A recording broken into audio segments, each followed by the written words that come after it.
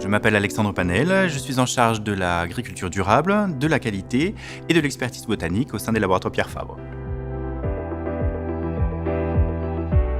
Une fois que les plantes ont été identifiées pour leurs propriétés ou leur composition phytochimique, le sourcing va avoir pour rôle d'identifier dans quel pays on va pouvoir se sourcer. Donc on va regarder la disponibilité des plantes à travers le monde, première chose, vérifier la disponibilité réglementaire, c'est-à-dire l'accès et le partage des avantages. Et une fois qu'on a identifié ce potentiel, on va sélectionner avec rigueur l'ensemble des exigences en ce qui concerne l'innovation, la protection de la biodiversité, la garantie de la qualité, le respect de nos partenaires et l'engagement que l'on peut avoir avec nos fournisseurs.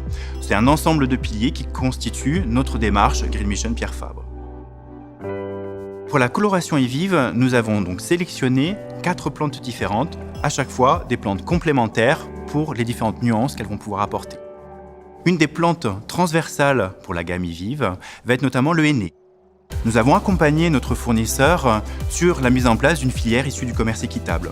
Pour cela, nous avons audité le fournisseur, travaillé avec lui sur l'ensemble des éléments du commerce équitable, c'est-à-dire un prix juste et rémunérateur pour le paysan, une exigence sur la traçabilité, des engagements autour de l'homme et de l'environnement sur l'ensemble des étapes du process.